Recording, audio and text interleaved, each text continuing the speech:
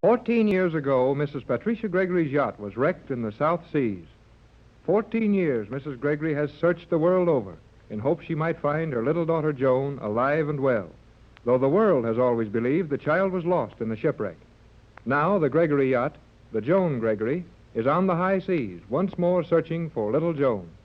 Captain Bradford is in charge of the cruise for Mrs. Gregory, and Jerry Hall, a young amateur radio operator from California, is with them. The yacht is 5 days out of Los Angeles, running through the South Seas. We find Mrs. Gregory, Captain Pex Bradford, and Jerry Hall in the chart room on the Joan Gregory.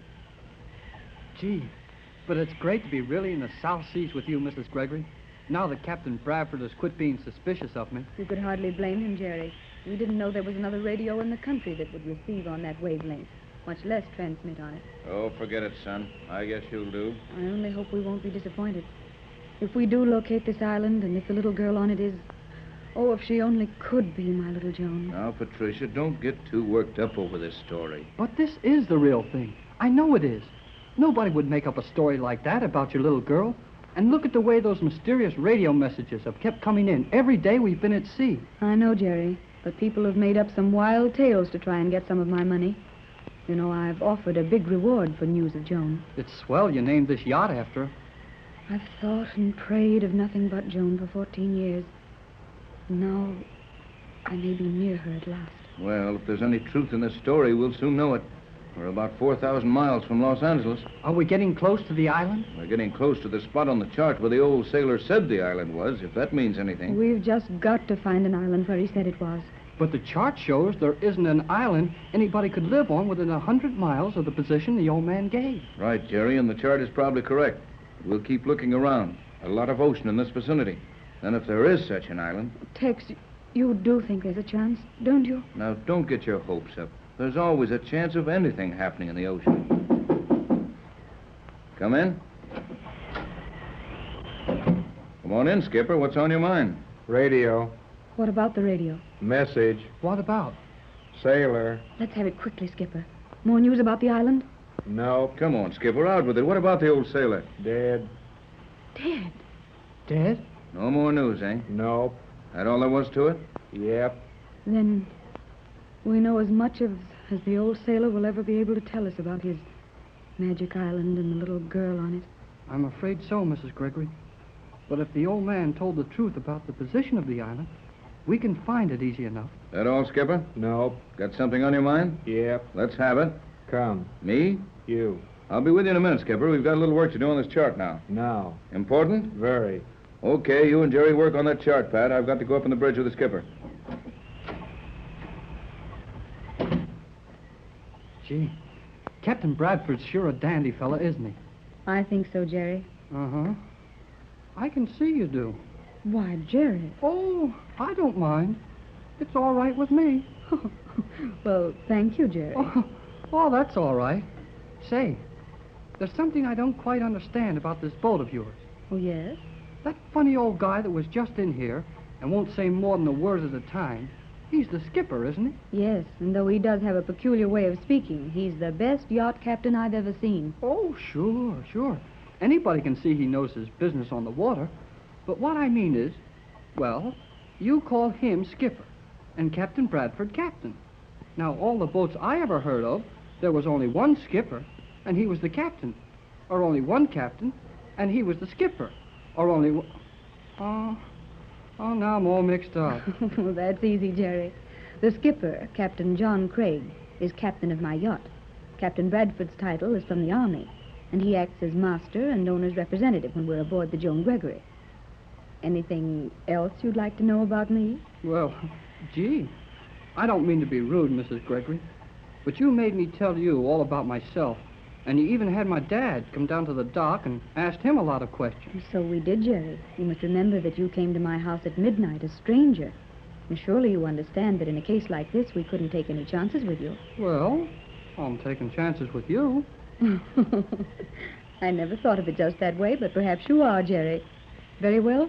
Cross-examine. Swell. Your house was a funny place, with a front door that took flashlight pictures of a fellow when he opened it. I have a great many valuable things in my home. Well, that part's all right. But how about the shortwave radio in your automobile? You know, it's against the law to have a shortwave set in your car, unless you're working for the government. Say, are you a G-man? No, I mean a G-lady? I'm afraid I can't answer that, Jerry. At least not until we know you a little better. In the meantime, you can safely look to Captain Bradford for all your orders.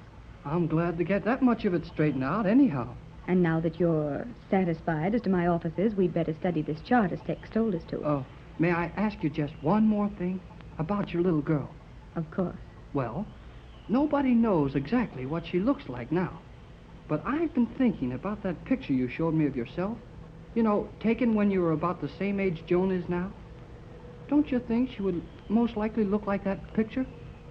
Why, I suppose she might.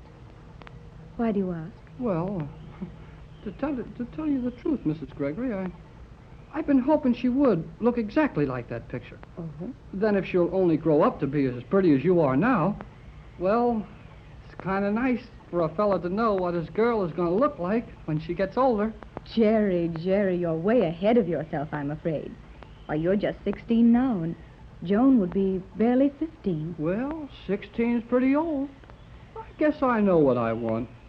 And when we find Joan, well, you see, I'll show you. Oh, Jerry, you do help me a lot. I've been rather hopeless and doubtful about it all. You seem to be just taking it for granted that we're really going to find my little girl. Well, I've got a hunch. And when I get a hunch, everything's going to come out slick. Oh, Tex. What did the skipper say? What's wrong? The storm getting worse? Sounded like it when you opened that door. But the boat isn't rolling any more than it was. Well, Tex, what is it? You look so... Has something happened? I don't think so yet. But if it hasn't happened, something is going to happen. What?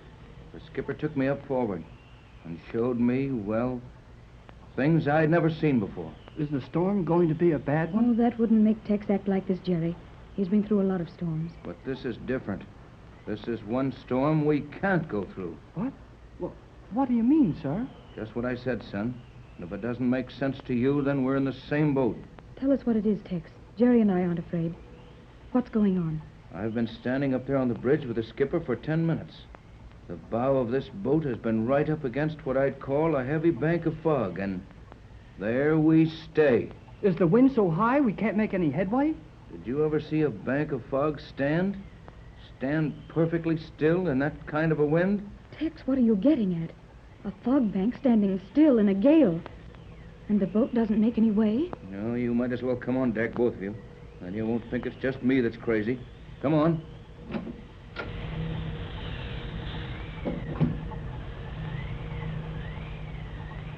Now, come up forward and see it for yourselves.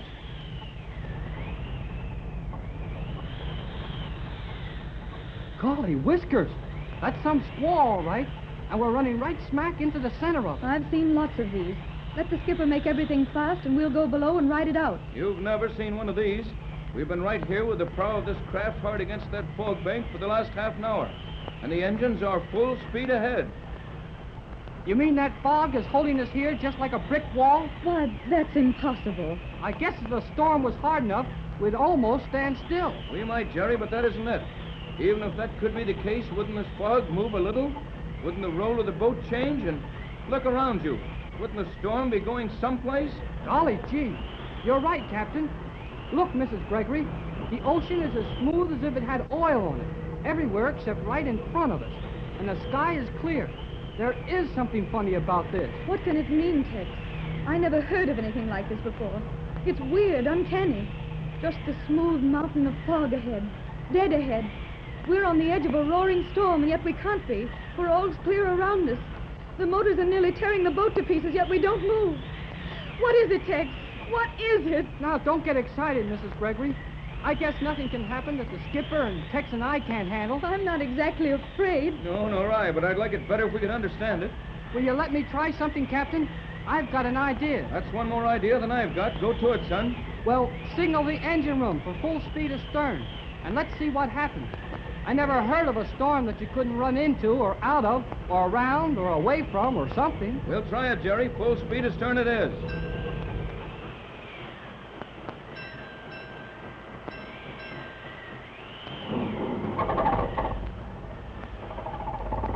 Now they're coming. It's pulling hard astern now. But we don't move. The yacht acts as if she was tied up by the bow. We don't move, Tex. We don't move. Steady, Pat. Don't go to pieces. Well, Jerry? That didn't do any good, did it? I give up. There must be something to do. This can't be real.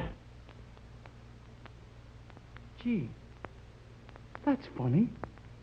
The storm stopped. And the engines have stopped. Everything has stopped.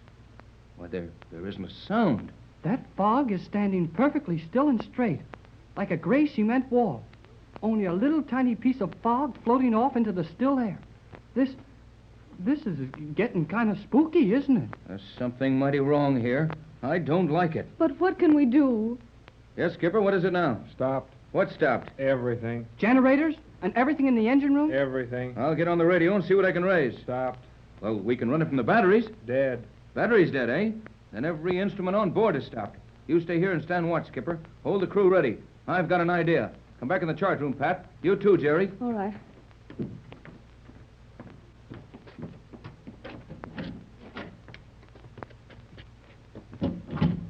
What are you thinking of, Captain Bradford? Look at this chart. Oh, our position doesn't mean anything if the instruments are out of order. But the instruments were all right just as we hit this thing, whatever it is.